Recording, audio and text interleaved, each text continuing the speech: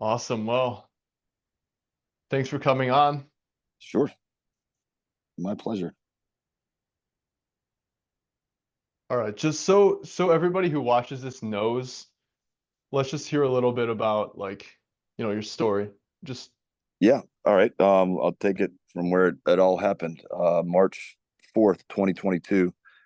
I was on a job site doing a tile job. I was walking down a flight of stairs carrying a big shop vac, and my feet got tangled up in a cord, and I fell backwards and ended up fracturing the right side of my neck and crushing my T8 vertebrae. So I go to the doctor. They tell me all that, and I during this whole time I didn't even know my back was broken because I felt this like lightning going to the back of my head, and I had this headache back there for like 3 days straight. Now on the third day when the headache lifted, I could suddenly, at the moment it happened, it was like a paradigm shift. Everything changed. My right brain got lit up like a Christmas tree. hmm, I was sitting on my back porch, and I suddenly needed to draw, and the only way I can describe it is I had a it was like a dopamine fueled creative juices flowing. I got to draw something. So I'm looking around. I didn't have any paper. I had a piece of marble on my coffee table, and I had a carpenter's pencil. So I'm tapping on that, looking around, and just trying to take in this new reality, I guess you could say. And as I'm tapping, I'm looking at it, and I look down, and with my subconscious, I tapped out a silhouette of a face, and I had no thought into it at all. So I had the presence of mind to get my phone and the tripod, and I started recording. And for the next 13 minutes and 13 seconds with dots, I sat there and tapped out a face, and it was almost like a self portrait. Now, the weird thing about this is on that face, I'm just tapping really fast. I'm not really thinking. I'm just going. It made this vein in my forehead, which is really weird. I don't know why it did it, but I recognized it. So I went in the bathroom and held my breath until my vein popped on my forehead, and it was exactly that same vein, same placement, right on the money. And so I turned the camera to my face, and you could see like it was fear because honestly, I thought something was severely wrong because I knew I couldn't draw. I tried to draw in high school. hmm, I took art in high school for 4 years, and I was so bad. My best friend's mom was my art teacher, and she passed me, but she said, "Look, just draw a tree, make a V, and then a Y, and then a V." That was all I had to do. So I sent the picture of that of the face with the dots, and it was so detailed. I mean, it was unbelievable. So I sent it to my dad, and I said, "Look what I drew." And he's like, "No, you didn't. You can't draw that." And I said, "Well, I can." And I made a video to prove it. And from that day forward, I was drawing 8 to 16 hours a day, probably about for the first almost the first year. I went to the doctors. I was on workman's comp because the accident happened on the job. The orthopedic, he had he didn't know what to say of it. This whole thing, acquired savant syndrome, was kind of like a self-diagnosis. hmm. I kept drawing and drawing and drawing, and the artwork was phenomenal, and I couldn't shut the thing off.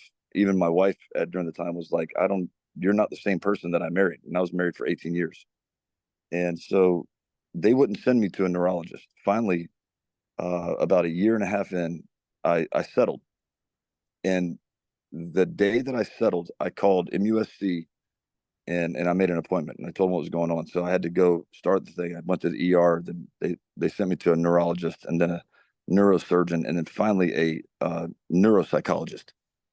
And they did some tests. I was there for like 4 hours, and lo and behold, just as I thought, it's acquired savant syndrome. I'm one of 34 in the world that have this gift. But then the cool thing that I've learned is everybody has a genius that's locked away.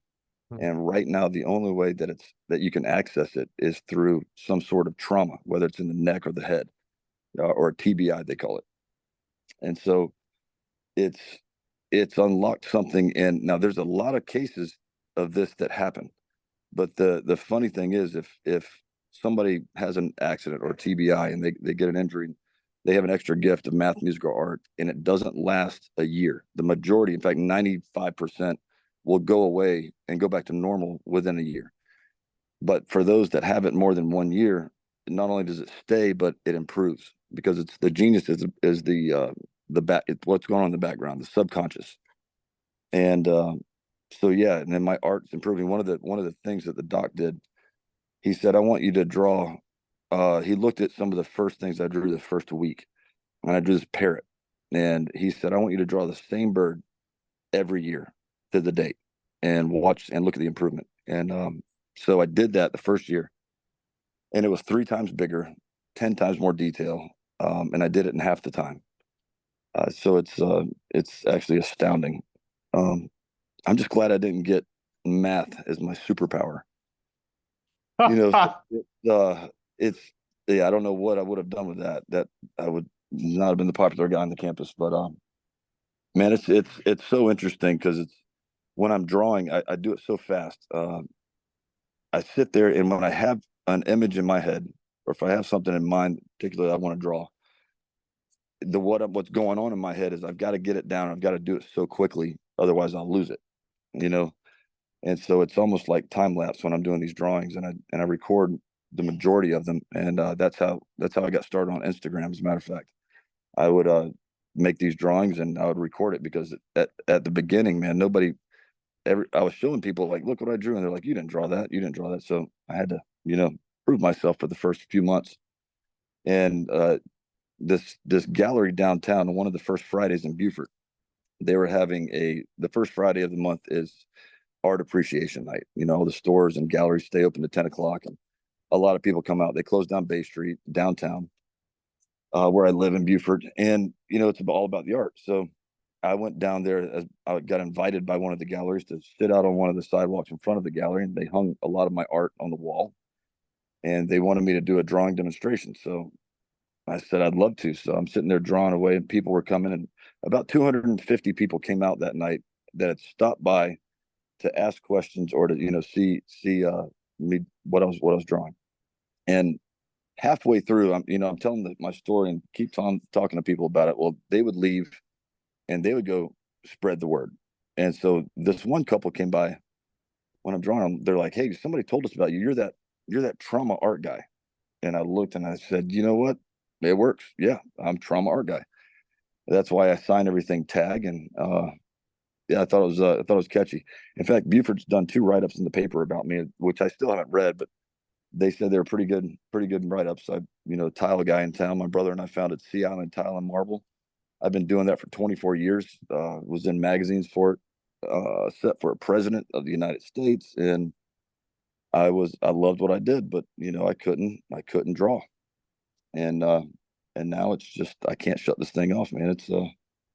It's getting better and better and better. In fact, now when I draw, I nobody's more impressed than myself when I get done with the drawing, because Hmm. it's more of a miracle to me than anyone. I get done and I can't believe I just did this. You should see my mom's house. It's got art everywhere, all the walls, under the beds, in the closets. And I give half of it away, but I've recently gotten a website, and that seems to be going well. In fact, last week I went to a meet at last Monday, went to a meeting with the Charleston's Artist Guild and the Mount Pleasant Artist Guild, and shared my story there. And they're excited to have me in Charleston galleries. And what I'd like to do is go from city to city and find out historically what happened in that city, and draw something pertaining to that city, and getting some galleries all over. So that's kind of my plan. And I guess the moral to my story is we're capable of so much more than we can possibly imagine. One of the things, the negative side effects to this whole thing is a form of, it affects my short-term memory. And so Okay. the doctors at MUSC were kind of teaching me. In fact, one of the questions they had was, they said to prove it, they said they gave me 10 words in a row. They said, now recite those 10 words back. As soon as we tell you, just tell them back to us in order. So they said it, and immediately I got the first two right and the last one right. Um, and then they said, now spell world backwards. And I was like, oh, that's easy. I went to private school. I was in spelling. I won spelling bees. Uh, and it took me a minute. And I Hmm. almost got worried after I couldn't get it right away. And it was just, and they were trying to explain the disconnect. Like, if you picture your brain as a battery that has energy, when the accident happened, for whatever reason, my right brain got lit up, so it pulled energy from my left into the right, because Hmm. it didn't add any energy. It's all the same energy, but it's firing on all cylinders and now, and so it affected certain aspects of my left side, and so but he said that I can work through that and remember or learn to remember with my right brain. And now the next question he had for me, he said, I'm going to tell you a story now. It'll have all those words that you missed, all 10 words, but I'm going to tell it to you in a story and then just recite it back to me. And so he told me the story, and it was a lot more words than just 10 words. And I recited it back word for word. In fact, at the end of the 4 hours, he said, do you remember that story? Word for word. Got it right. And he said, you stored that in your memory palace in your right brain. He said, when you're giving a speech or if you're talking to others, if you want them to remember what you're saying, tell it in a story. And so the things that are important that I would need to remember if somebody's talking to me and I need to, log this in, I just I put it together in a little story, and it seems to be working. Seems to be working because I've gotten a lot of notebooks, which I call butt books. I keep them in my back pocket, to take notes. And the problem is I always lose them. Uh, so, yeah, it's it's interesting to see where this is going. Another little fun fact: I got a call one night at 12:30 at night from Langley, Virginia, and I answered the phone, and the guy on the other end read my mail. He said, "Did you hurt the right or left side of your neck?" I said, "The right." He said, "Did you have a headache for 3 or 4 days until you got your gift?" I said, "Three." And who's this? And I looked at my caller ID. It said Langley, Virginia. And I was like, "Man, there's one thing in Langley." And I said, "Who are you?" And he said, "He's a doctor. In fact, he said he's the world's foremost authority on acquired savant syndrome. Oh, That he that okay. he's published more papers, um, and they used acquired savants for lots of different things. They've had great success with acquired savants with some other things." So we talked for like 45 minutes. He also said I had some other unique skills that I didn't know about. He said my spatial awareness is off the charts. My close quarters hand to hand fighting combat skills will be off the charts. Then he said, "Have you ever thrown knives?" And I was like, "No, never have." He said, "Get you some throwing knives, make a target, and just look at the target. Don't think. Don't think about the rotation. Don't think of how hard you're going to throw it or, whatever. Just don't think. Look at the target and throw it and let me know what happens." Well, It months go sounds by. like something out of a movie. That's Jason Bourne. I know. I would tell everybody, "Look, my name's Bourne, Jason Bourne." okay. But So hold on. yeah. So can you explain to the viewer, because not everybody is going to know this, like what is spatial awareness? So like, Okay. So, um, I always have an idea of where north, south, east, and west is. okay, I see. I always know where the beach is, where ley lines are. It seems like I could go on a walk, on a hike, on a trail in the woods and not get lost. That's the best way to describe it. It's really strange, but it's like that. It's different. You can remember everything about my mind almost changed. In fact, it was frustrating at first because I kept trying to remember how I used to be prior Right, to the accident. right. Um, and that was so frustrating because I think different. I put things together differently. My perspective on everything is different. I go in an art gallery, I get lost. If I go into Hobby Lobby in the pencil aisle, forget it. I'm there for an hour and a half. I'm I want to know everything about pencils and anything having to do with arts and crafts. But so my wife one day brought home some throwing knives. I got some high density styrofoam and wrote a life or drew a life size bad guy, hung it on the wall, stepped back 20 feet, got my tripod, started recording, and I threw the first knife and it bounced off the thing, hit the floor. I'm like, this does not work. So I grabbed another knife. I just frustration. I just chucked it, and it landed between the eyes. And then it dawned on me. I remember what the guy said about just don't think. So I grabbed another knife, literally just staring between the eyes of the target, and just threw it. And I sunk it again. I got 75 in a row. And the 50th one, I pulled it out of the target, and I'm walking back to the spot where I had marked on the floor. And I looked back and I threw it behind me, backhanded, and it hit the target. And I was like, "You got to be kidding me!" So I got a bow and arrow, did the same thing. When I tried aiming, didn't work. When as soon as I drew back and just let go, but it hit the target right in the middle. Actually, the other day, my daughter got a video. She said, "Dad, why don't you try throwing two knives in a row?" So I got two throwing knives and threw it, and both of them hit the target between the eyes. I did 65 in a row with those. And then she got tired of filming, so she said, "Let's cut it out." So it's astounding, man. I mean, it's and all this stuff. Most people are like, "No way." That's crazy. I can prove all of it. I've got it all on video. In fact, Right. I'll That's post some videos today. Yeah. yeah, no, I'd love to see that. Oh, it's amazing. Wow. So that's that's a lot. That's a It lot to is. take in. And there's more. And I'm letting it out slowly. It's yeah. So go I ahead. mean, Any questions? I'm trying to just imagine like how your brain changed, but also your identity seemed to Oh, have changed as totally. well, 100%. and perhaps your values too. Yes, Like, it's really strange, man.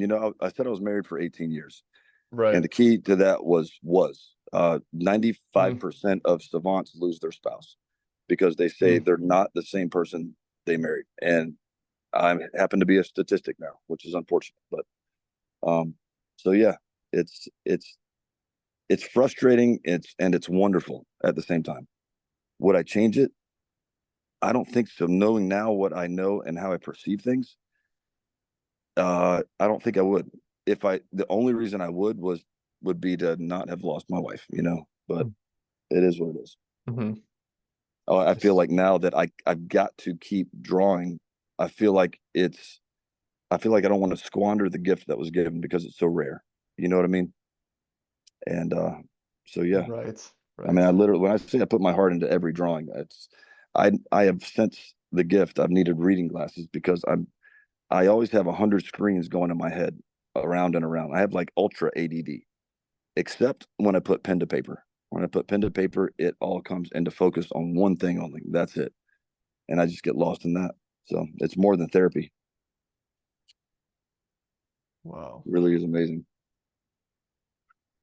Yeah, it's definitely a lot Have there. you, was it only with drawing?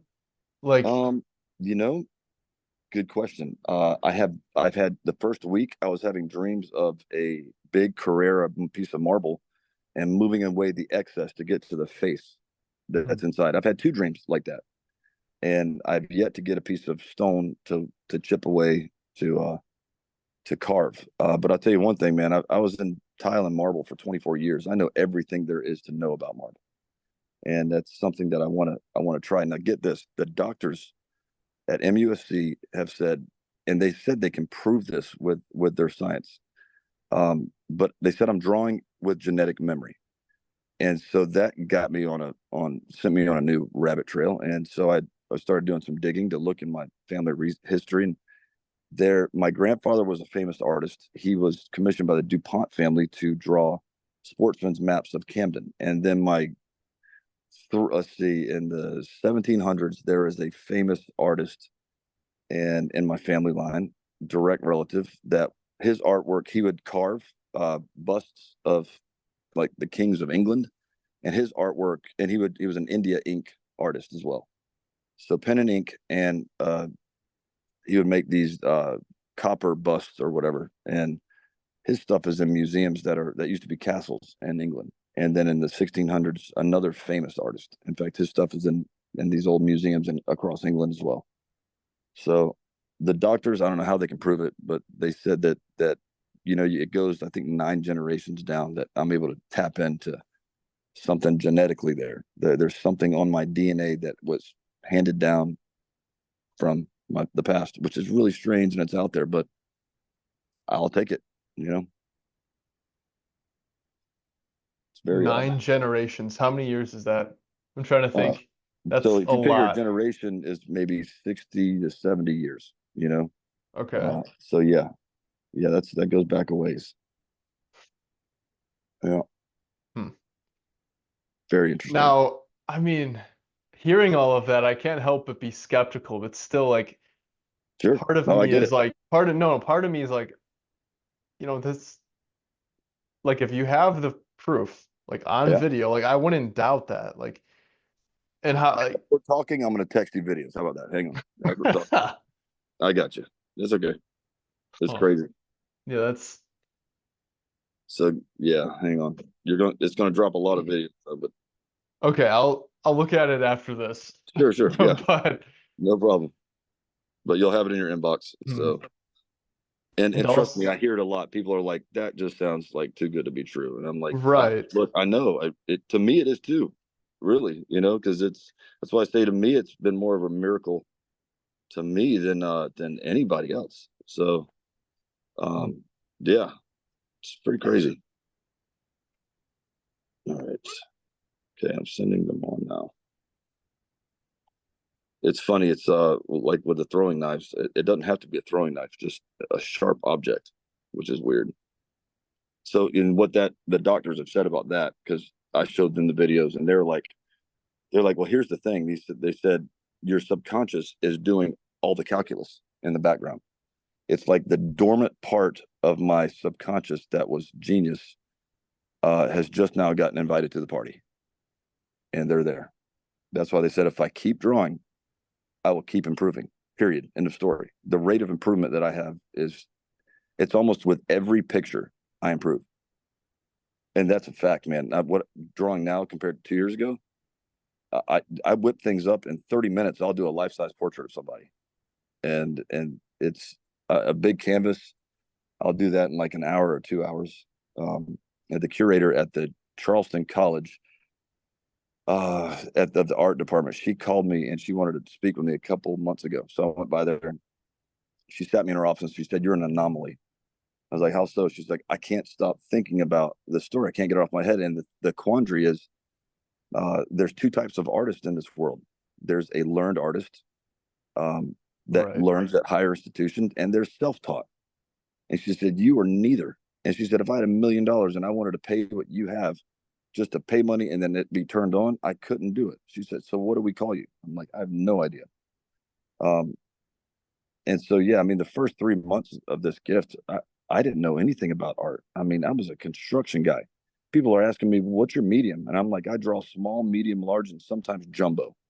And they're like, "That's not what we're talking about." So I've since watched a video on how to speak art for dummies, but it's, yeah, I was just clueless, man. And as far as, but I've got a lot of guidance recently from curators and the director of uh, the college out there and other art venues and things. And I've heard that the Gibbs Art Museum wants to make me a resident artist for 3 months. So that's another door that's just recently opened up to do drawing demonstrations during the week. So that'll be fun. But I couldn't teach it if I wanted to, you know? I see. Yeah. I guess one of the things I could teach that I tell people that really have it kind of changed everything was when my brain worked out to get sandpaper and make graphite dust and then dip a makeup brush from TJ Maxx in the graphite dust, do my shading first with that, and then add my dark tones, especially with portraits, because there's so many tones of color to make a three-dimensional face. So when that happened, man, everything changed. It's I didn't even know it was a technique either. Still haven't read one book on it. So Yeah. yeah, I'm at a loss for words. I have like it's nuts, man. I know. wow. Yeah. Now, are you an artist at all? Do you dabble? I I am a musician, yes. That's great. And So it's artwork. What do you play? I play the guitar, the bass, a bit of I can get around on the keyboard and make sounds with the drums. Oh, that's awesome. Yeah. That's that's another thing that I keep having dreams about or hear songs. I feel like I can improve the drum portion. Um, Hmm. but my wife at the time, she's like, "I am not giving you drum sets." She's like, "You draw 8 to 16 hours a day. That is the last thing we need is a drum set in the house." So I couldn't agree more. Actually, I wanted to keep a place to live, but So dreams of improving drum parts. Hmm.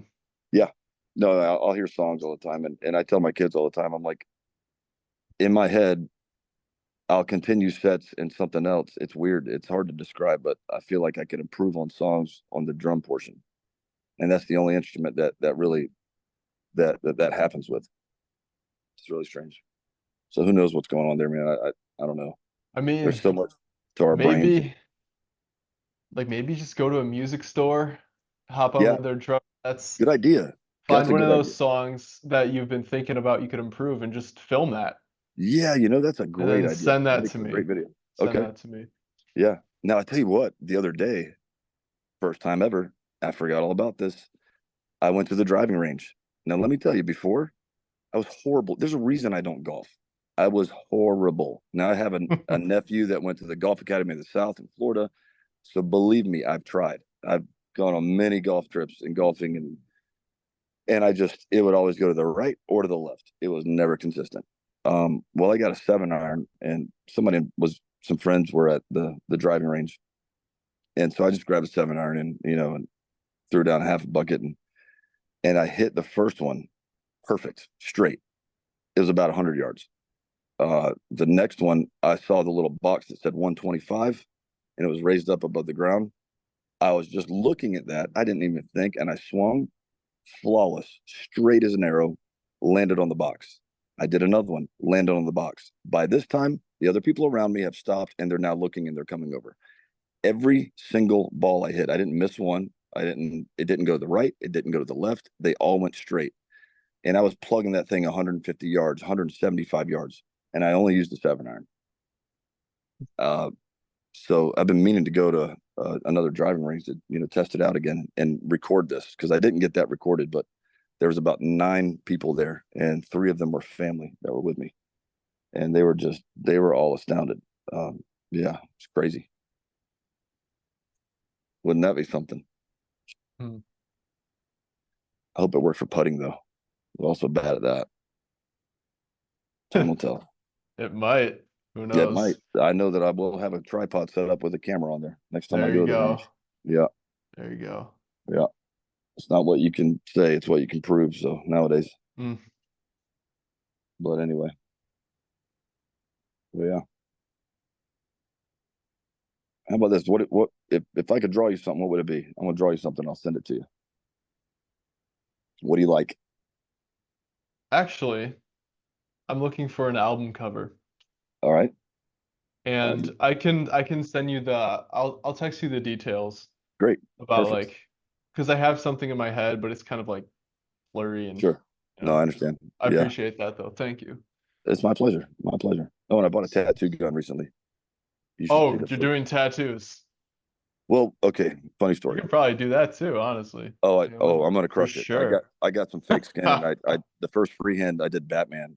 Here, I'll send it to you real quick. And Oh, it sick. was off the charts.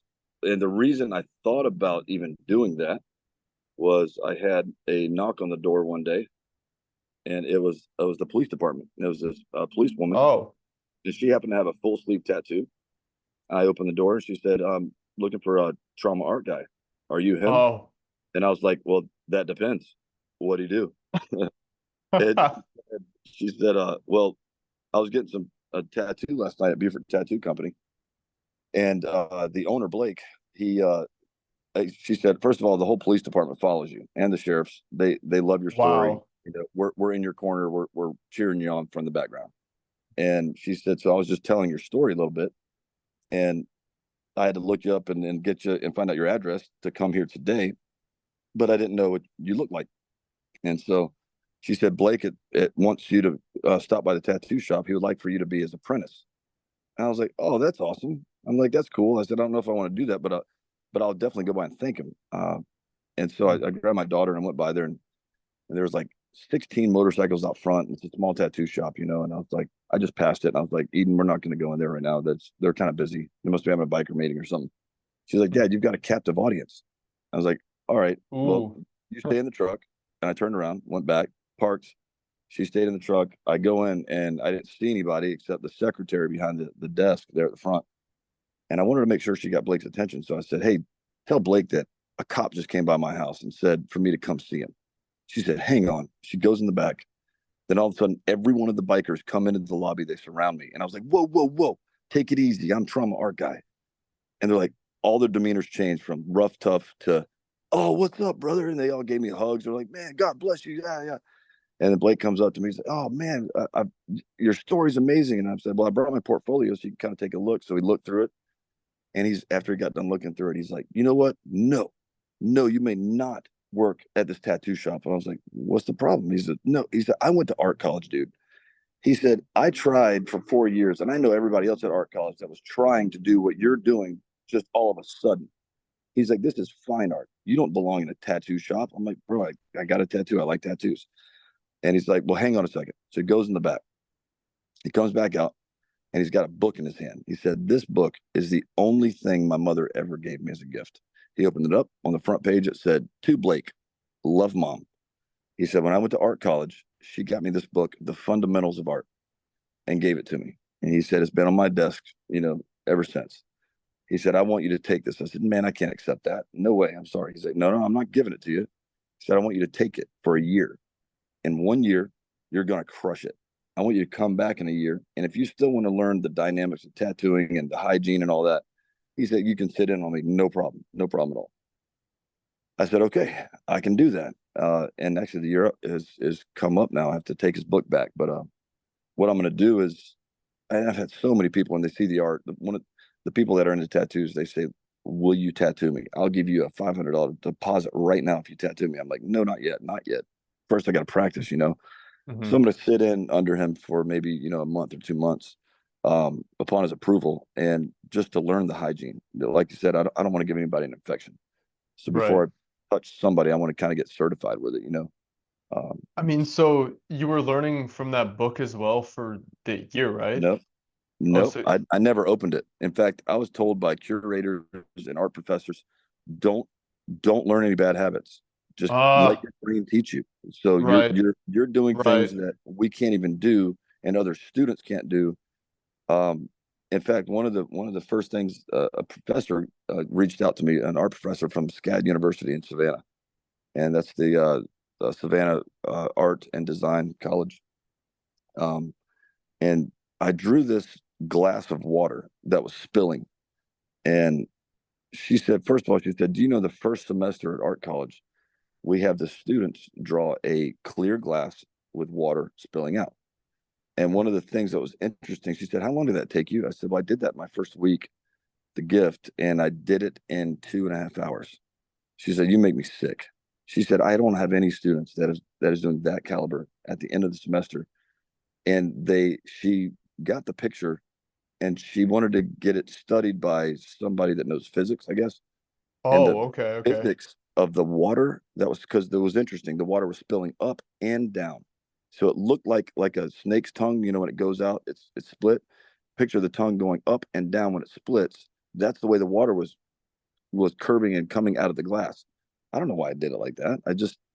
So my brain worked it out. I didn't put any thought into it. Turns out the physics was accurate, and the shape of the glass and the way the water was shooting up and coming up and out. And Wow. yeah, that blew my mind when I heard that.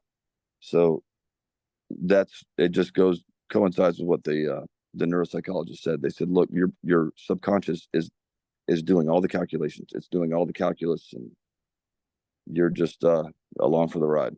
So I'm I'm pretty sure I actually heard of something similar, except the guy had a gift of like, I think it was physics or math. I probably you remember saw the being movie shown Rain. it. You saw the movie Rain Man with It Dustin Hoffman and Tom Cruise. it He was a wasn't a it savant. wasn't in a movie. It Oh, wasn't okay. in a movie. I think it was I Real was life. shown it in school. Yeah, I forget who it was, Probably the guy but that was in a bar fight. He went in a bar. Somebody jumped him afterwards. Three guys jumped him. He goes home, and then he became a math genius. In fact, his whole life changed. Like he how he dressed. His wife left him, just right, very similar, and he would draw like math. It was really strange, like in like shapes and. But then he started taking math courses at college, and he's doing like MIT level math. It's crazy. But yeah, that's on one of the other weird things about the art savants that are out there. I'm one of the only ones that still speak. The other ones stopped speaking.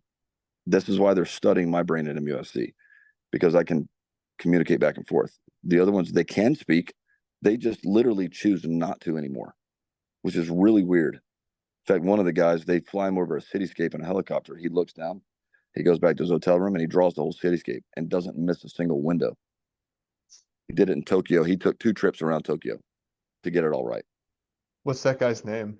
I don't Do know. you know? Can't Oh, you can't don't? remember. Yeah, but you can Hmm. look him up. So if you Google the savant that draws cityscapes, it'll pop right up. Okay. But yeah, it's pretty fascinating. Um, And the doctor said, not only do you not only do you still talk, he's like, you don't stop talking. And I was like, well, there's truth there as well. That's why when you said today about an hour long segment, I'm like, no problem, got it. I can fill that void. But yeah, Okay. Huh. Well, yeah, I'm in the process of writing a book about my story. Actually using the help of Chat GPT to put it together and without grammatical errors and eloquence of right, speech. right.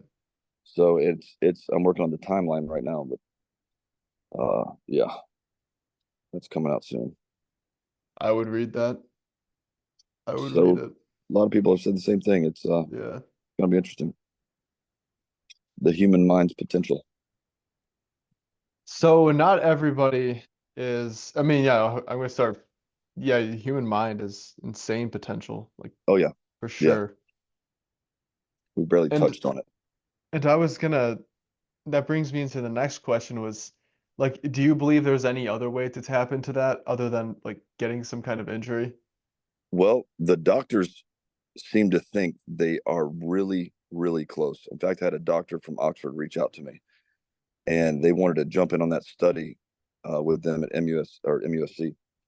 And then the way she put it was, she's like, "Look, she's like, you don't understand." She's like, "If we can turn this on through the study of your brain," she said, "the world would literally change overnight." She said, "Because everyone has a genius that's locked away right now. Everybody does."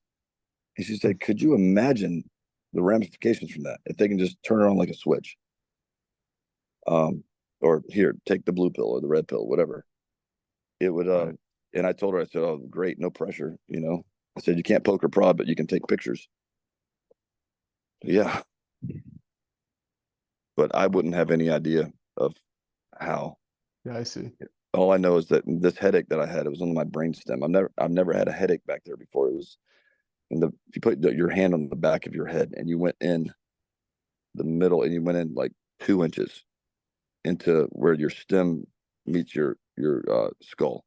That's where that headache was, and it didn't. I mean, I had it for 3 days straight, Wait, no escaping it after the injury. was that in like the center of your forehead, or I'm trying to No, like no. picture Okay, it? if you put your hand in the back of your head and the Yeah. little curve where it starts going down, meeting your Oh neck, yeah, yeah, I see. skull meets your neck. If you go in 2 inches and go up a little bit from your neck to your touching your skull, go in 2 inches right there. That's where it was. Oh, okay. It was the oddest place to have a headache. I'll tell you. It was weird in that area back there, and it was just really strange. Nothing would shake it. Tylenol wouldn't touch it. Nothing would help. But on the third day, it just stopped. It went away all of a sudden. And at that moment, it was a paradigm shift. It was an all of a sudden aha moment. And to be honest, I got really nervous at first because doctors really didn't have a clue. Most doctors don't. When I go to the hospital and they find out what I'm there and what I can do, I'm like the rock star of the hospital. I'll have like 7 or 8 doctors and surgeons that come into the room asking questions. They want to know more. They want to Hmm. be in on the study. It's really amazing. My kids are definitely sick of hearing the story, but Man, yeah, that is. it's nuts. So what about this is a kind of going back to what you said about the hand-to-hand combat part. Mhm. Did you ever like go to a gym Yeah, I work out five, or 6 days a week. like a boxing gym? No, I haven't yet. Mm-mm. Uh, In fact, when the guy told me about that, how he said my close quarters hand to hand fighting combat will be off the charts. I'm like, I don't have any enemies. I'm a nice guy. And I said, plus right now I've got, dealing with a broken neck and back. Not going to go try oh, to okay. start anything. I see, I see. You know what I mean? But I mean, that's healed up.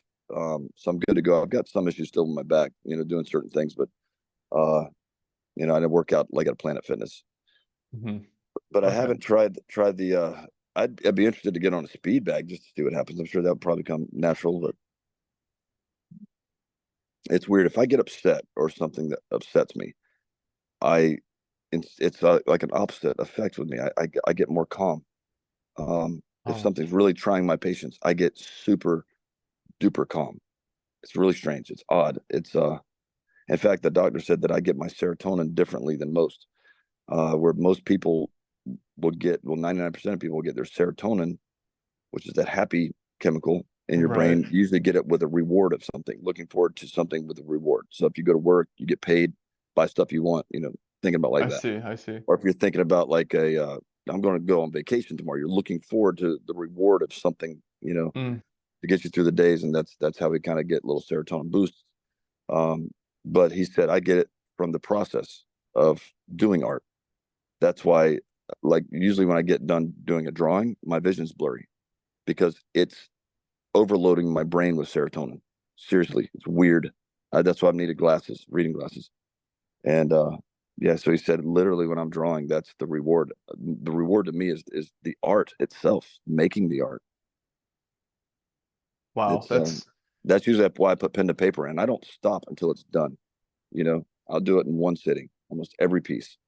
And another thing that's interesting, most artists have struggle, at least they say that most artists struggle to know when to stop. Not me. Mm. Look, when I capture the essence, I stop. That's it, done. I've got some drawings where I drew one eye only in somebody's face, and but people love that art, that piece, and they're like, how did you know just to only do one eye? That's so fat. And I'm like, I don't know. I captured the essence and I stopped. It didn't need anything else. It satisfied me or my Mm. mind or whatever. It's weird. So No, I think what you just said is really profound. Like finding enjoyment in the process rather than, very much, waiting yeah, till yeah, like I think a lot of people, including myself, like we tell ourselves this story of like, I'm gonna wait until I achieve my goals or I get my promotion at work or right, whatever yep, when I'm financially independent, then yep. I'll be happy, Oh yeah, that's the worst right? thing to do. Do it now. Enjoy the process. Work it out to where you're enjoying the process of getting there. That's part of life. That's the beauty of life. I wrote down something. It was pretty profound. It was interesting, and it's something that I look at often, and I teach my kids. I'm gonna read it to you, and it's along those lines. As a matter of fact, there it is. It was right after I met this guy that was from the Wounded Warrior Project. In fact, they made me the official artist of the Wounded Warrior. I was drawing in the lobby one day, and he came in and saw my stuff, um, and then lo and behold, I did a free drawing for them, and he reached out to me, and he's like, "We'd like to make you the official artist." Um, and so we did a lot of talks, but here it is. It says, I wrote this down. I want an adventure that's so compelling it makes the misery of life not just justifiable, but worthwhile. I want an Mm. adventure so great it justifies the difficulties. Don't let someone control your tongue. Say what you have to say. People always say, don't be afraid to take risks, but you should be very afraid to take risks and pursuing something meaningful. But you should be more afraid of staying where you are if it's making you miserable. You're paying a price by sitting there being miserable. And if you're miserable where you are now and change nothing, then 5 years from now, you will be more miserable and 5 years older. So it's a luxury to pursue that which makes you happy. And it's a moral obligation to pursue that what is meaningful. Mm. So I guess you could say I'm attempting to transcend the flawed thing that I currently am. The meaning of life is to be found in that very pursuit, like you said, the process of it. So continue to improve yourself because bad times are on the way. And in fact, why set goals that you know you can attain? Try setting some goals that you think are impossible, and then watch what happens when you get there. Do the impossible, strive for it. You'll be incomparably better. So pick the path of discipline, put the best plan you have into practice. It won't be perfect. It'll change along the way, and that's okay.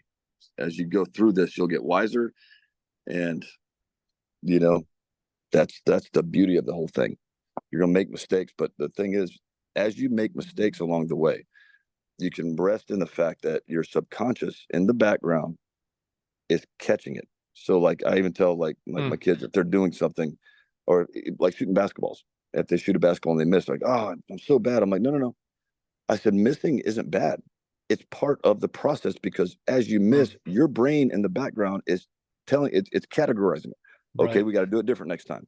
And Right. it might take a lot of practice, but practice makes improvement. And that's the same with everyone. Just because my subconscious is turned on, everyone is the same. If you keep practicing at something enough, you get muscle memory, and that's subconscious memory. Like when you drive a car, right? When you Right. first start, you're nervous, but after a while, you're on autopilot. So everybody has a subconscious, and you want to get good at something, just practice. That's it. Be disciplined. I'm just really ultra like ADD disciplined when it comes to drawing. And I think the improvement is the fact that I'm happen to be drawing 6 to 8 hours a day. If anybody did that, they'd certainly improve every day as well. For sure. Yeah, For sure. that's my dog, Forrest Grump. He's got his own Instagram too. He's an XL bully. Okay, well, that's also some just awesome advice for, any kind of artist Yeah, right there for sure. Or absolutely. really anybody. It could be Yes, applied to anything at all. that's right. Yeah, in fact, I write down my goals. I say them out loud. I've found that I found things to be true that I've walked out in my own life, and that's death and life and the power of the tongue. I Mm, I say things out loud. I say them often. Like I wake up every morning and I say I have the inner workings of an 18-year-old Olympian athlete, and honestly, I don't ever get sick. Is there truth to it? I have no idea, but I know that I've heard enough people that I respect and admire and look up to that say things out loud that you want to achieve. Speak your reality. I'm not a sure. scientist, so I don't know, but I do this often, man. I say I'm going to be the best artist now. I used to say every day that I'm going to be the best tile setter in Beaufort, then the best tile setter in South Carolina. And then I happened to start setting and getting on TV, on HGTV, then in 36 magazines. And then I set for president of the United States. And it turns out I'm one of the best setters in South Carolina, but I spoke that into reality. Um, Now I'm saying I'm going to have millions of dollars deposited into my checking account from people I know and people I don't know. That hasn't happened yet, but I'm saying it out loud every day because it's gonna. Just a matter of time. So sometimes we are our worst enemy. 90% of Americans will be sitting there by the end of the afternoon. They're like, oh, I'm so tired. Well, as you say, so it shall be. If you ever hear me say I'm full of life, vigor, and vitality, that means I'm dog tired and I feel like taking a nap, but I will not put it into words. So, so I teach my kids Yeah. that. All my kids are amazing. I had a son that 5 deployments in the Navy, aviation rescue swimmer, broke a 40-year record for swimming out of all the branches and just doing big things. And a daughter that codes at 15. In fact, when I got hurt, I started homeschooling my kids, and then that's when we recognized some genius in the kids. So it's pretty nuts. And that's going to be in the book too. I mean, the cool thing about speaking is that other people know that too. Like you're Yeah, making your words a physical thing. yeah, yep. So In fact, I think that is what makes it powerful. and scientists just proved the other day, well, not the other day, but recently, about the power of positive words. So they took water and they said, I love you, you're great, saying positive affirmation, positive words over it. And then they flash froze it and looked at it under a microscope. You can go online and see the pictures. The positive words, the water froze into like snowflakes. It was beautiful. Symmetry. It was absolutely the geometrical patterns, kind of like when you're doing frequency and putting sand over the thing Hmm. and getting patterns. It was like that. But then when they said, I hate you, you suck, negative words, and they flash froze it, it was like disorganized. It was chaos. There was no symmetry whatsoever. Well, we're 80, 70% water, something like that. Uh, and it worked on rice. A Japanese scientist out of, out of Japan, they took boiled rice that was white. They put it in a vacuum sealed container. Now, essentially, nothing should be able to get to that, including air. They put it in that container. They set it in one room. And they got the same amount of rice, vacuum sealed container, put in another room. Positive affirmations in one and negative affirmations in the other. And in 30 days, the rice that had the positive, it was still white. The other with the negative, it was black. And they have no idea why or how, but they do know that words reached it somehow, some way. Something got through that container, through the end of the vacuum, and affected it just with our speech. If that doesn't blow your mind, I don't know what does, but Sounds a little bit like cymatics. Do you know what that is? yeah, yeah, yeah, yeah. In fact, Right. one of my things study now. That's one of my look. If you need something research, this dog will hunt. I will find things out now. I get obsessed. But my new obsession right now is frequency and sound. In fact, I can Okay, if you get cool. a 540 frequency, if you have a migraine or nausea, 540 frequency will get rid of it. Well, for me, it does it in like 3 minutes. Wow. Every time. Yeah, it's amazing. I think the future of healing and the future of medicine is going to be with using frequency and sound. So I was gonna touch on something else too. I was gonna be, do you think it's the words or the intention behind the words? Maybe a little of both. I Okay. think when you say the word itself, there's certain words that when spoken, it creates a certain frequency. But I firmly believe in the intention as well. And if Hmm. you're able to do both, I think it's only better because they say that Right. a lot of people say when, like for me, when I'm saying I'm going to be the best artist or something, I'm seeing it as if I already am in my mind, you Right. know. So I'm Right. putting intention to it. In fact, they said that when everybody gives off a resonant frequency, and this is proven now that we all have one that we put out. And now some people Hmm. put out a negative frequency because they're always dwelling on the negative or whatever, and that it's Mm. actually measurable. And a human biologist did this Yep. study, and they said that the most powerful frequency in the world that you put out, and it's 4,000 times stronger than the frequency of love, is what is it? Authenticity. Authenticity is telling the truth, but telling the truth that, and you believe it so much, you're passionate about the truth Mm. that you're saying. Because the people that are being authentic, you can tell. You can get around some people and you're like, oh my gosh, you want it, they're draining your energy. You get around some people and you're like, man, you have more energy when you leave than before you got there. Um, Hmm. People say that Hmm. about me. I start my day with positive, like a motivational thing every morning. I'll listen to something positive and I try to start my day on that track and just let it Right. carry through the day. For And sure. it's so important. It really is. And belief in yourself. So, but be honest, tell the truth. And people can tell, they can, people also have BS meters too. You can always tell when somebody's Oh lying or yeah.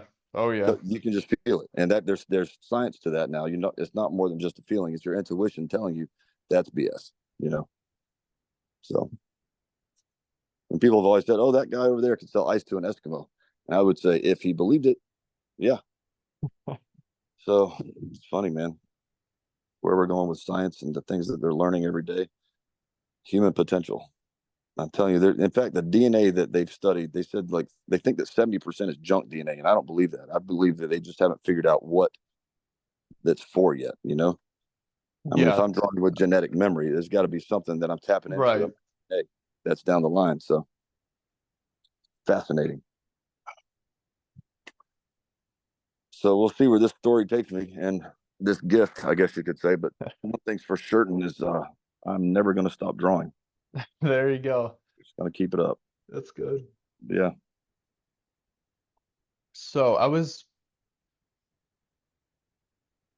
what you mentioned about authenticity yeah, and how that's more powerful than love, or the study that yeah, supposedly has proven so. yeah, I was actually just gonna ask you about I mean, it's all really good points for yeah, sure. Let's just I just want to bounce off of that first. yeah, yeah, yeah. Please, Trying to yeah. think of something to say. I can tell you where I heard it from and where I learned that. Let me Yeah, see. sure. He's actually a human biologist. And hang on, let me see here. Hang on. Where's he at? He used to work for insurance companies. Uh, and what they would do when somebody want to get life insurance, they would do a blood work. Oh, here he is. And uh, on the blood markers, they would look at the AC1 factors, the hormones, and their amino acids, I guess you could say, to see if there's any deficiencies. And what he's Mm. learned over time was by doing these things, this blood work, that he could get it like down to almost a month of when they were going to die, just from looking at their blood and seeing what they're either a deficient in, or because everybody either has deficient Wait. in like something that's handed down from your family, Yeah. vitamin deficiencies because maybe you're not getting enough of this or that in your diet, standard American diet, which we can't escape. Is this the like the 10x Health guy? Yes, yes, yes, yes, yes, Okay. yes. I He's I've heard some phenomenal. stuff by him, and it's definitely interesting stuff. Like he talked like there's like the methylization test Yes, or yeah. methylated. We're all, in fact, most people are have metabolic syndrome. In fact, if you Google the or get on YouTube, look up the interview where he interviews Dana White, and he Oh changed yeah, Dana right. White in 10 days. And he tells, and Dana White got on there and he's like, "Look, I don't care if you guys believe me or not. I'm not making a dime on this. I could care less if you believe me, but this is what it did for me." And I've been deep diving this stuff. And let me tell you, you need to, if any vitamins you take, the research that I've done, they need to be methylated multivitamins. When we take vitamins now, they're not methylated yet. And the layman's terms is when you buy gas, you don't buy crude oil, you buy refined gasoline. Hmm. Well, when you get vitamins, unless they're not refined or methylated, your body can't put it together properly. So literally you're wasting your money for A. And Mm. most people will buy all kind of vitamins, but you only need the vitamins that you're deficient in. If you just take what you're deficient in, everything would change. Your body would be in balance. So they say, I'm not making any promises or proofs. This is the everybody's body is different. And with the test and the blood work, then you can find out what works for you. But uh, science is now proving that if you just take what you're deficient in, that it you just start feeling amazing. And the way this human biologist guy puts it, he's like, no, that's just normal. Mm. So it's Mm. that's another interesting kick. I did find out in my family we're the gene that we're deficient in is the MTHFR. The mother, I'm not going to say the rest, but you get the idea. They call that gene, but it gives you're prone to depression, anxiety, and but also one of the side effects is it makes us overachievers, but we're only running at 60%. And with an easy fix, added supplement, a certain amino acid, and vitamin D with K, and then it's at 100%. And then you can do your potential is a lot more. Put it that way. If everybody's taking what they're deficient in, their potential would just skyrocket. Brain fog would clear and all that. So yeah, I'm a big advocate for natural things that can help. I lost a sister to cancer, so during that battle, the doctors are like, "There's nothing we can do," and I'm like, "Well, I'm gonna read the books and see if we can find something out." So that's just been a little hobby of mine as well. Mm. But Let's see. what got you into doing podcasts? Well, I mean, to be honest, like I just wanted to get better talking to people and like there's a certain amount of concentration that's required when you're listening to somebody talking. That's right. So Yeah, it's just a way for me to practice that and you know, yeah. stuff like that. Well, you speak well, come across clear and concise, and you have good questions. So you get an A for the Thanks. day. Yep. Mhm. Yeah. All right. So, well, oh yeah. So this is not another really random question. So I was looking at Yeah. your art on your website Yeah. and I saw like almost some to me it seemed like Japanese inspiration. I love it. Yeah, yeah, yeah. My Yeah, daughter loves so that is there like any I don't know, anything connection. behind that? Yeah, right. Yeah, absolutely. My daughter Emma, she loves everything Japan. Her bedroom is got Japanese art everywhere. Um, the cherry trees, cherry blossom trees, just all the Japanese art. She's always wanted to go to Japan. That's the daughter that codes. She knows Python math better than um, the Python language better than the English language. It seems like, but Hmm. it really is astounding. And I just happened to, she was introduced me to a lot of that style art, and she likes the Japanese anime stuff, and so Okay, she showed I me a see. lot of different things, and so that's the more I looked into it, the more I fell in love with that style of art, and I really do love that style of art. That's probably my favorite. I draw a lot of low country stuff because people like that, and it'll pay the bills. But if I could just draw one thing just out of pure pleasure, it would be a geisha girl with a cool tattoo holding a samurai sword, in a cool little setting with Mount Fuji in the background, maybe, or something like that. So, Right. yeah, Okay. Hmm. yeah, I mean anime is it's a really, really cool art style. it is. Yeah. Uh just the And amount of time that goes into animating and mm-hmm. even hell even just drawing manga, right? Manga, yeah. My daughter got a book on it. It's Even fascinating. just Yeah. that, it takes a lot. Like it It does. It's a completely unique style and recognizable right away. It's really interesting. It fascinates me. You know, it definitely gets the creative juices flowing. Put it that way. for sure. Yeah.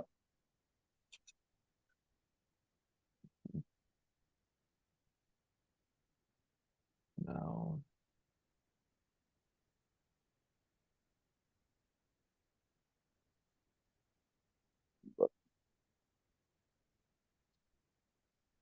Yeah, I'm just thinking. I'm probably gonna cut No, this you're part good. out. This is like a Take your time. Another cool thing with my along the art lines is that one thing the creator note or the curator at the Charleston College, she said that I most artists will go to school and they'll learn a certain technique or certain style that they like to do and they just stick with that. right. She said I've got like 17 or 19 different techniques and style that I'm just crushing right now. And she was trying to get me to pinpoint one particular one that I like. And besides like the Japanese thing, but I told her, honestly, it really depends on my mood Hmm. when I go in the flow. And it's so I'm just hitting on all these different techniques and styles. And I had somebody from SCAD University that mentioned they wanted me to see about doing a drawing demonstration in a technique that they've never seen me do or I've never done, and they'd like to record the whole Mm, process from start to finish. right. To see if my brain might come up with a new way of doing it or a new technique or something like that, and see if they need to change their curriculum up or something. So Wow. yeah, in fact, the first portrait that I did, it was so spot on the money. Like if I look at a picture, it's over. It'll be just like the picture. Um, so this guy passed away in Bluffton. He was a good man. He worked at these country clubs, and he was just a really good man. And so I had done a tile job, in fact, two tile jobs for the mayor of Bluffton. And she got wind of my story, found out that I was an acquired savant. She knew a little bit about it, so she called and said, "Hey, can you do a portrait? And we'd like to donate. If you can donate it for charity, we're going to do a silent auction with it, and the money raised from it will go to help kids go to college." I said, "I'd love to." So I said, "Give me a life size picture, and I'll do it." Now, when I got the picture, I put my paper on the wall, and then I put the picture there next to it. So I'd look at it, but then as I'm drawing it, now again, I've never read a book, nothing. My brain worked out. Take the picture and turn it upside down, and then sideways.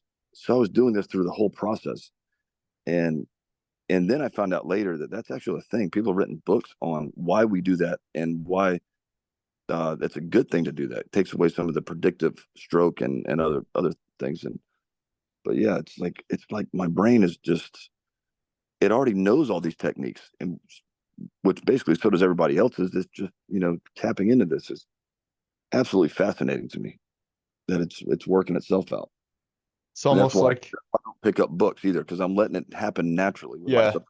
You know, for sure. I don't For want to force sure. it. To me, it seems like you're tapping into the collective unconscious of like, you know, Yeah, yeah, that's artists, right. Yep, painters, yep. like, Yeah, that's a good thought. That's a good thought. I like where you're going with that, and I agree. I've thought about that.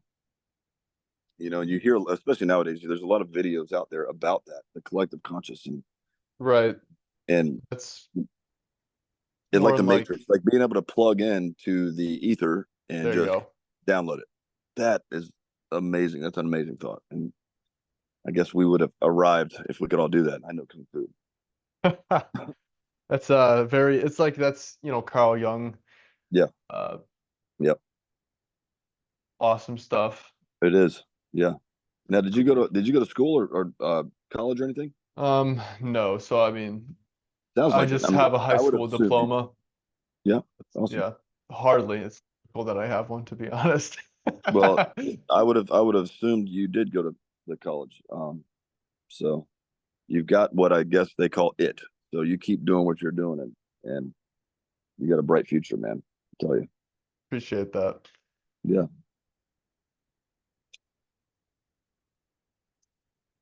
Having kids, man, one thing I've learned. I've got five total, three boys, two girls. As Okay. trying to identify the strengths Lot. that they have and really cultivate those strengths, Hmm. and to finding ways that they can do the things they like to do or love to do as a career move, not necessarily just things they're really good at, but things they like, and of course, mixing in some talent with it. And then you're not really working. You're able to get that dopamine from the process of what it is you're doing if you love it. So Hmm. That's good. I mean, well, I have parents, obviously. So like, yeah, and I could probably speak from there. Like, I think one thing that my parents did really well is like they helped cultivate self-esteem in me. It yes, wasn't really just like, hey, we gotta find what he's good at. Because honestly, yeah. they had no idea what I was even good at. Were And they good? honestly, Were they more with positive reinforcement or negative reinforcement when you're growing up? I honestly don't remember everything, but like I really do feel like that that's I think that's probably the most important thing. Is Absolutely, man. like they didn't know what I was good at. I didn't know what I was good at, but Yep. That's they part of the beauty of life. You grow up and try a lot of different things. right You for know. sure. Yeah. Um, Yeah. I had good, great parents, amazing parents that whenever I did things well, they would really they were in my corner, hmm, and they'd say, "Let's cultivate that. Let's work on that. You seem hmm. to be shining with this." Basketball, I was horrible, horrible. I would get so excited, and soccer, equally horrible. That was the only one that scored for the other team. During all the years I played, I would accidentally score for the other team. But then, surfing, man, I was great at that. So it's Ah, yeah, I I'm loved and lived to I'm surf. envious. Oh I've been man, when I was down in the islands. I mean, I could see how that would work for you though. yeah, Like that, yeah. like with the water drip and like the physics stuff. I could see Oh that. yes, But yeah. In fact, recently, yeah, I go out. I've been out yeah. recently with my daughters, and seeing the waves come in, I will get in the lineup. What I call, I'll position myself to drop in on the wave in the perfect position, not where it's all going to break, but right where it needs to be, so I can turn and ride the line rather than just go straight in the whitewater. And again, that's all my subconscious. It's like I just paddle and go with it, and it's amazing. It's amazing how that works. Like one day, the last time I went out a couple weeks ago, I caught like 120 waves. Everybody else that was there maybe caught 15. My daughters were like my biggest cheerleaders. They're out there with me, my teenage girls, and they were like, "Dad, you'd ride one, and turn right and go out and paddle over the side and then drop in, and she's like, they were just one after the other." So that's been really mind blowing to me too, and it's so much fun, man. It's so much fun. It's if you ever get a chance, I recommend it. But you want to learn on what they call a fun shape, not a short board. Long board's a little bit too long, but a fun shape's kind of in between. And it's a great board that'll keep you up, and it's easy to get up on, and you can turn easy, and it's a great board to learn on. Okay. Not the rabbit Hmm. trail, but that's kind of what I do. Squirrel.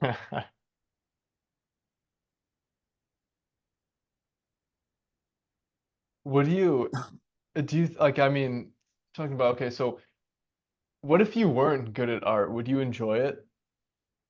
Well, I tried, and no, and I was not good at it, so I didn't enjoy it. I would have, but there was I always leaned to art, right? I really, Mm, really wanted to be good at it. There was something in me hmm. that to take art for 4 years in high school. I Right. didn't. That was by choice Right. because I Right. wanted to be an artist. I knew my grandfather was an amazing pen and ink artist, um, and his work is astounding. It's unbelievable. Uh, but I tried, man. I tried and tried, and I really wanted to. It was the desire was there, but now the interesting thing, the career choice that I had, I did marble and tile for 24 years, but custom marble and tile, and that in itself is an artwork as well. So it's Mm-hmm. so I was tapping into the art side of things, but I was doing the things that I was good at art. Now, when I said about the spatial awareness, now when I go and do a tile job, I get in, I can look at the tile that they want, and dude, I've got the layouts done in my head right away. So I'm even better. I can look at the walls, know where to start, how much of a cut needs to be on the bottom to reach it for the top. There's gonna be a little cut, big cut. that's what I'm also another attribute with spatial awareness. And so like, the grid patterns and things, it's just, I'm really quick, and the tile is flawless. It's really, really good. So yeah, and I'm just now getting back into tile again, which is great because that's always been my happy place. It's all I've ever done. In fact, when the doctor came in that day when I broke my back and neck, she said, "What do you do for work?" I was like, "Tile, marble." She said, "You won't be able to do tile again." She said, "It's the lifting from the floor to the waist level up." She said, "That's that a pivot point where you broke your back," and she's like, "That's not going to happen." And I looked at her, and my exact words were, "I don't accept that. Don't put those words on me. I don't accept that." And look at that. I'm doing tile now. Imagine that. There you So go. that's it. Yeah.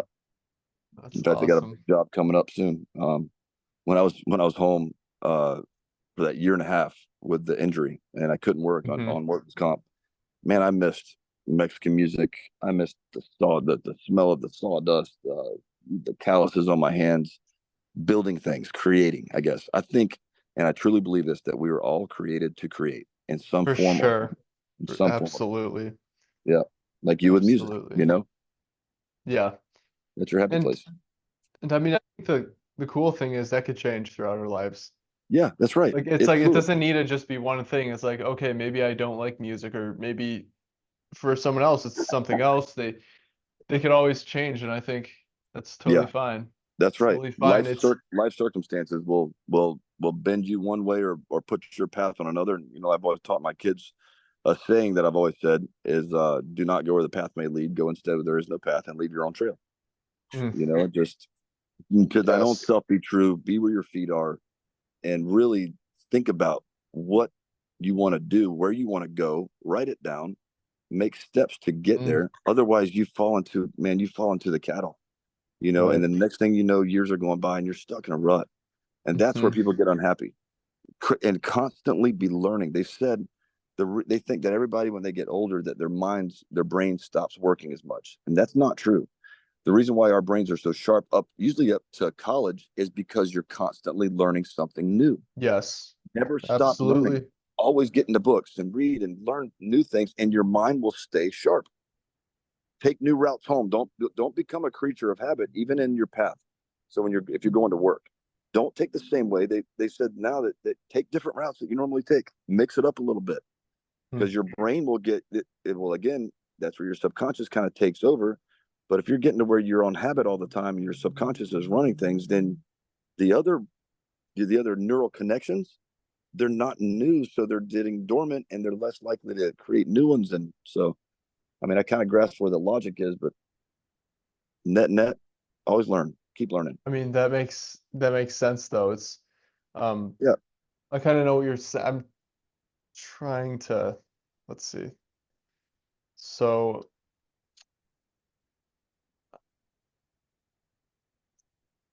I think you described it like perfectly well though.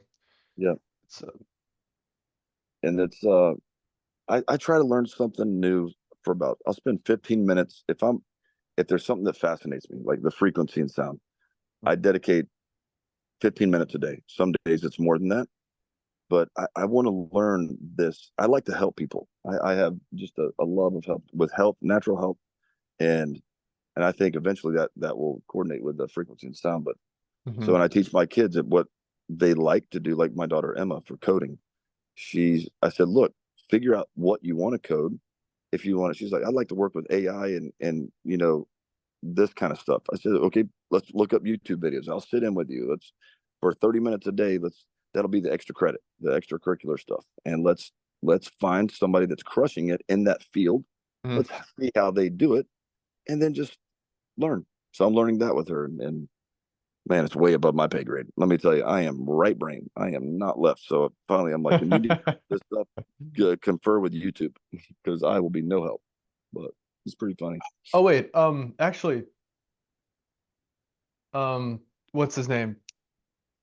There's somebody I know who's like it's AI for business. I don't know if that's any like if any use for her, but I could like send over the name That would be awesome. if Yeah, because that's she's all about anything. it. Yeah. Yeah, it's I'll funny because there was an AI company that my kids were doing the homeschool, the year-round homeschool. It's called a Celis, and it's year-round, so they can start at like 8:30 and be done by 11.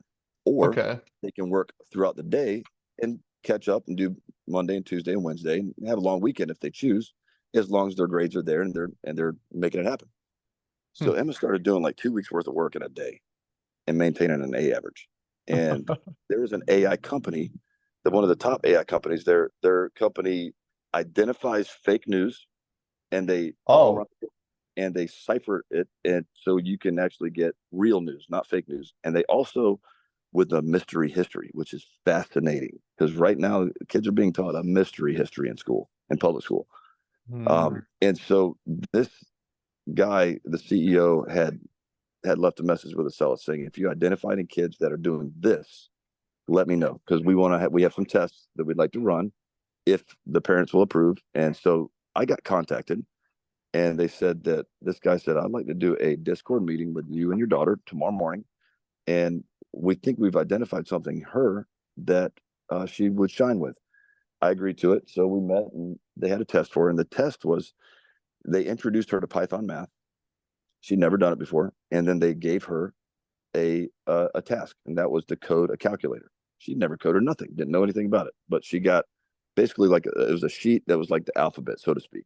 Again, that's above my pay grade. And if coders are listening, I'm sure I'm hacking this all up, but she grasped it right away. In fact, she stayed up to 3 in the morning that night, went on YouTube, and was looking on how to use AI to help her code. So she crushed it.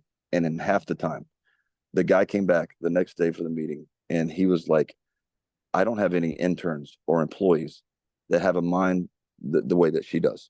He said that her mind is, and it has to do with being young. As you get older, you learn bad habits, you learn bad strategies, and there's all kind of things that you unlearn. As a child, your brain is less corrupted, Hmm. and so she was able to. Man, she just went in and crushed it. And I had to. In fact, I bought a new Toshiba ThinkPad or Lenovo ThinkPad, and started coding every night, staying up till 2, and I had to get her to go to bed. But she broke my laptop within the first couple of weeks coding. She coded it to death. And I took it to Staples, I took it to Best Buy, and the warranty wouldn't even cover it because Mm. coding. But and she's like, Right. Dad, I'm so sorry. I'm so sorry. I'm like, are you kidding me? I'm like, I'm gonna hang this computer on the wall. I am so freaking proud. And I was like, That's we'll get you great. another one. So I actually contacted the CEO of that company. And I was like, look, man, she coded my computer to death. He ended up getting her two custom made laptops. So she now Wow. can code with two laptops so she can have, and it's strong enough so it's not gonna fry its brain.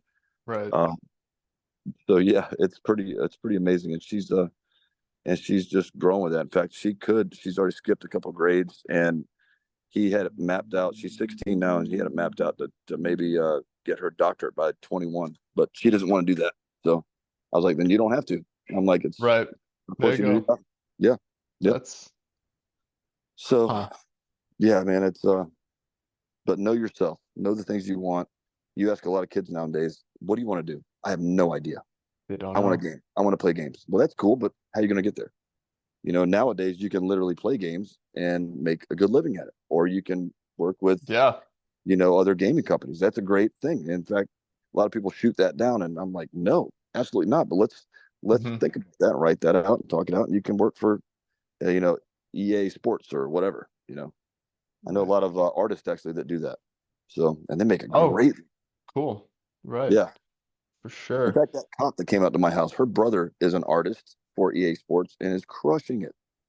So, but anyway,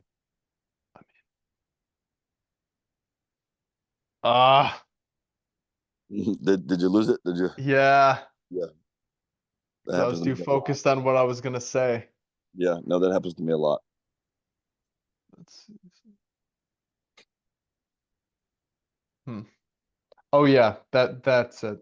So, I mean, it's better to focus on what you want rather than what you don't want, because Yeah. like if Yes, you're you're right. focusing so much on what you don't want, you're Yep. kind of just running in circles. Yeah. And And it's a like negative. You're that focusing was on a negative, actually, like, as well. yes, exactly. It was Yep. something that's a teenage pattern I was running. Like Hmm. what do I not want to do? Well, I don't want to work a 9 to 5 until I'm like 70 and then retire. And then like, like what I don't want to do. Like I'm playing this bad scenario in my head. And then, Hmm. as I would get jobs, I would get sick of it a couple, like not even a Yep. month later and quit and Yeah. then repeat that process all over again. Right. Yeah, And, exactly. I mean, I'm honestly like, just this past couple weeks, I caught myself in that pattern. And it's just, Yeah. because I'm focusing on really what I don't want rather than what I Yeah. do want. And Yep. Find out when you what you want. focus on what you do want, It gets you it excited. It gets yes, you excited. It yes, puts a drive in you that normally wouldn't be there. If you're thinking about things you don't want to do, it'll depress you. You're like, because mm-hmm, what? Because in the back of your mind, you're thinking, oh man, what if I have to do this? But if you think about what you want to do and you look at, and this is work for me and my kids, find somebody that's crushing it in that field and learn what they read their book. If they've written a book, learn from them or how they do it, uh, and do a deep dive into that. You'll mm, be, oh man, that works like wonders. And talk about schooling, like with the coding for Emma, the latest coding stuff, the the things that they teach in college are outdated by like 2 years by the time it gets to the curriculum. That's old news. So it's almost like you got to get on Discord, find real coders that are crushing it, and get information from there. So yeah, that's how you can go that route. But like my other daughter, she's phenomenal at training dogs, and she goes on YouTube and finds all these cool things and the latest things. And there's a lot of different dog trainers out, but they've come so far with even how they train dogs with the science. It's unbelievable what she has just done with our dog. We make them sit, and when she trains our dog, she uses a clicker in one hand and a treat in the other. And whenever, like, something basic, you tell it to sit, hmm, you have a clicker going until they look at you in your eyes. As soon as they look in your eyes, that's and only then do you give them the treat. But it hmm, teaches them to, when you're giving a command, if there could be a lot of people around you, and they will look at you and they won't take their eyes off of you. So there can be a lot going on around, and they're just ignoring everything else. And that has been mind boggling, but it also goes to show that just, learning from somebody that is already doing it and crushing it. for Not so sure, much out of a book. mm-hmm, through So doing, for yeah, that's it. Yeah, sure, absolutely. So I've got to do that with my art, but trying to find another savant artist, man, it's like I am plowing ahead in uncharted territory, you know. right, But one thing I've learned now, like when I went to this artist guild meeting the other night, I've met a lot of artists that are crushing it, and they've gave me such great advice on things that I can do, because I've been worried, do I need to be in a gallery? Do I need to focus on social right. media? Do I need to do this? So There's so many avenues. you're kind of focusing on how to monetize it, correct? Yes, that's exactly right. Right. And it's Yeah. it's a beast. Now, what I've learned now is they said, and they all seem to agree on this, for me to go to art festivals and where they have a bunch of artists, not just to sell my art. In fact, I can go get a booth and I don't even have to bring any art unless I just want to show it, but tell my story, because they said the story is what's going to give this wings. It's so unique and it's a feel good story. It's a human touch story. And so there's a lot of other artists that are far better than I am, but the story is so unique. So it's one of those things that's artists, it resonates with other artists too. So Hmm. and they share it. It's just a good conversation piece. And so yeah, that's what I'm gonna really, for the next year, focus on just getting my story out there, and then exponential growth will take over. It's like the doubling a penny. Would you rather have $1 million, or would you rather double a penny for 30 days? And the sum of that sum for 30 days straight, and that's exponential growth. You'll have more than a Hmm. million dollars if people just told one person, and that one person just tells one person, and then so on and Mm, so forth. You mm. know, network marketing at its finest. Word of People mouth. like, yeah, that's right. People always look at the end and say, man, I can't, I gotta tell so many people. And it's like, no, you just got to tell one person. That'll tell them, just tell one person. That's it. Hmm. It's the power of two. I could deep dive that, but I won't. Yeah, my right brain just kind of goes in overdrive with some of these things on why things work the way they do. Yeah, let me just I need to write something down because I'm gonna Sure. forget it. I'll what's it called? Um, It'd be fun to do this again, like, 6 months or something down the road to see the progression of oh yeah, sure. what's happening. It's like the doctors are having me draw every year the same thing to show that progression, and it's just so interesting. And learning new little nuances about my brain every day, especially the golf thing, man. I've got to get out to another driving range. It was for the first time in my life fun, to hit a ball, but I was hitting it right every time. It's amazing.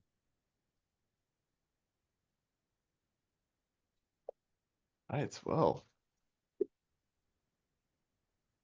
I think we captured the essence. Yeah, I agree. Totally, totally, for sure. Now this thing was recorded, right? I'd like to post this on my Instagram for my followers. Yeah, so I have been recording this. Great. I'm glad I didn't forget that. Yes, yes, because that's not my forte. I